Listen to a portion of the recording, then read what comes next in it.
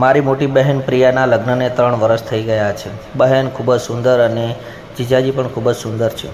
લગ્ન પછી બહેન ફક્ત કામ માટે જ અમારા ઘરે આવતી, કારણ કે જીજાજી તેના વગર બિલકુલ રહી શકતા ન હતા. બહેન અને જીજાજી એકબીજાને ખૂબ પ્રેમ કરે છે અને તે એકબીજા વગર રહી શકતા નથી. મને આ વાતનો અહેસાસ તે દિવસે થયો જ્યારે દીદી દિવાળી પર અમારા ઘરે આવી હતી. દીદીને આવ્યાને 1 અઠવાડિયું થયું હતું, પણ જીજાજીનો ફોન દિવસમાં ઘણીવાર આવતો હતો. તમે આટલા જલ્દી કેવી રીતે આવી ગયા? મને થોડા દિવસો રહેવા દો. પણ તમે પણ મને ફોન કરીને એવી વાતો કરો છો કે મને પણ તમારી ખૂબ યાદ આવવા લાગે છે. એટલામાં મમ્મી આવી અને દીદીનો ફોન કાપી નાખ્યો. મમ્મીએ દીદીને રસોડામાં બોલાવીને, કારણ કે દિવાળીની મીઠાઈઓ જેમ કે ચીવડા, ચિકરંજી વગેરે બનાવવાની હતી.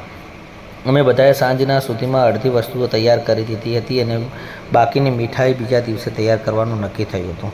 સાંજ પડી ગઈ હતી અને હું દરવાજાની બહાર જોઈ રહી હતી. પછી મેં જોયું કે મારા જીજાજી બહાર ઊભા હતા. મેં ઝડપથી દીદીને બોલાવી અને દીદી બહાર આવતાની સાથે જ તેણે કહ્યું કે તમે ખરેખર આવી ગયા છો. મને લાગ્યું કે તમે ફોન પર આ વાત કહી હશે.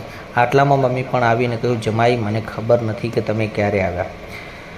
અને જો તમે પહેલાં કહ્યું હોત તો હું તમને અગાઉથી જ રહેવાની તૈયારી કરી લઈ. જીજાજીએ કહ્યું, ના, સાસુ કામ માટે શહેર આવ્યો હતા. માતાએ કહ્યું કે હમણાં જવાની વાત ન કરતો. હું હમણાં જ આવ્યો અને તે ખાઈ આરામ કરે અને પછી સવારે જાજો. હું તમને હમણાં જ જવા નહીં દઉં. તેણે કહ્યું, નહીં, મને પણ ખબર હતી કે જીજાજી જવા માટે આવ્યા નથી. આ દરમિયાન બહેન પાણી લઈ અને આવી અને જીજાજીને પાણી આપતી વખતે તે હળવેથી હસતી અને ખબર છે કે તમને આ માટે જ આવ્યા છો. અમારા વગર 1 અઠવાડિયું પણ રહી શકતા કેમ ન હતા.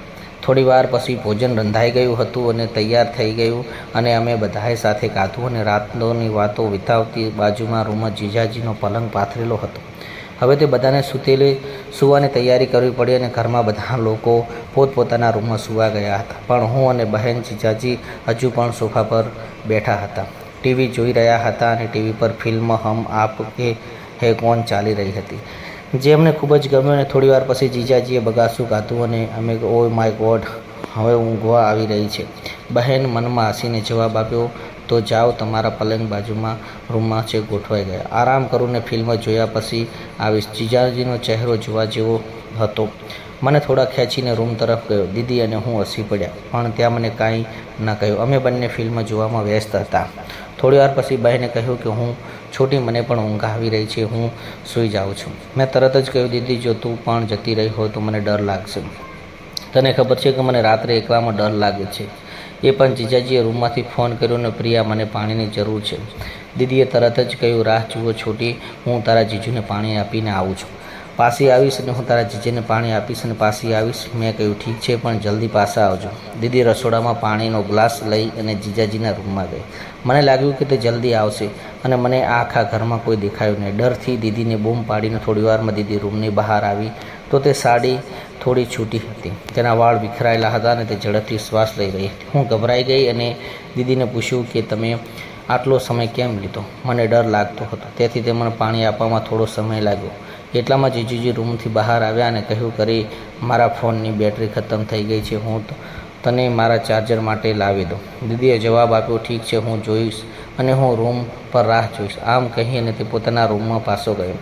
દીદી મારા રૂમમાં ગઈ અને ત્યાંથી તેને મારા ફોનનું ચાર્જર ઉપાડી જીજાજીને આપવા તેના રૂમમાં ગઈ. મેં વિચાર્યું હતું કે ચાર્જર કર્યા પછી તે તરત જ પાછી આવશે, પણ થોડા સમય વીતી ગયો અને દીદીનો કોઈ પત્તો લાગ્યો નહીં. અને ફરી એકવાર દીદીને ફોન કર્યો પણ કોઈ જવાબ ન મળ્યો. હું સમજી ગયો કે દીદી કદાચ પોતાના ફોનનું ચાર્જર કરવામાં વ્યસ્ત હશે. મને પણ થોડો સમય ડર લાગતો હતો, તેથી ટીવી બંધ કર્યું અને મેં મારા રૂમમાં સૂવા ગઈ. પણ મને ઊંઘ આવતી ન હતી. હું પલંગ પર સૂઈ ગઈ અને મારો ફોન વાપરવા લાગી. અડધા કલાક પછી મારો ફોન બંધ થઈ ગયો અને તેની બેટરી ખતમ થઈ ગઈ. હવે તે ચાર્જર શોધવાનું શરૂ કર્યું, પણ મને યાદ આવ્યું કે મારી બહેને મારું ચાર્જર લઈ લીધું છે. હવે હું તેની રાહ જોઈ રહી હતી અને મારે તે લેવા જવું જોઈએ નહીં. અને મને ઊંઘ પણ આવતી નહોતી. મને કંટાળો આવી રહ્યો હતો અને મેં વિચાર્યું કે કદાચ ચાર્જિંગ હમણાં જ કરું. અને મેં તેને મારા રૂમમાં વિચાર્યું કે આજના ફાસ્ટ ચાર્જર ફોનથી ઝડપથી ચાર્જ કરે. છતાં કેટલા લોકો એવા હોય છે કે તેની બેટરી એટલી ધીમી ચાર્જ થાય છે. તમે ગમે એટલો ફોન ઝડપી ચાર્જ વાપરો તો તેને સમય લાગે છે. હું સૂવાની હતી અને પછી મારે એકવાર જઈને તપાસ કરવી જોઈએ. કે ફોન ચાર્જ થયો કે નહીં. એનો ચાર્જિંગ પણ હમણાં જ શરૂ થયું, પણ મારા મનમાં આ વિચાર આવી રહ્યો હતો કે રૂમમાં જવું જોઈએ કે નહીં. કંટાળો આવી રહ્યો હતો અને ફોન વગર પણ સમય પસાર કરવો મુશ્કેલ થઈ રહ્યો હતો. આખરે હું જવાબદારી લેવા માટે જીજુ અને દીદીના રૂમમાં ગયો. જ્યારે મેં દરવાજો ખોલવાનો પ્રયાસ કર્યો ત્યારે તે અંદરથી બંધ હતો અને બારી પણ અંદરથી સંપૂર્ણ બંધ હતી. પણ રૂમની અંદર એક પ્રકાશ નીકળી રહ્યો હતો જે કાચની બારીમાંથી દેખાઈ રહ્યો હતો. મને લાગ્યું કે તે કદાચ સૂઈ ગયો નહીં હોય અને થોડીવાર રાહ જોઈ. પછી દીદીને બોલાવી અને પહેલીવાર કોઈ જવાબ ન આવ્યો. મેં બીજી વાર ફરી ફોન કર્યો અને પછી દીદીનો જવાબ આપ્યો. હવે તે સમયે હું મને કેમ હેરાન કરી હતી અને દીદીને મેં કહ્યું કે જીજાજીનો ફોન હજુ પણ ચાર્જ થઈ રહ્યો છે.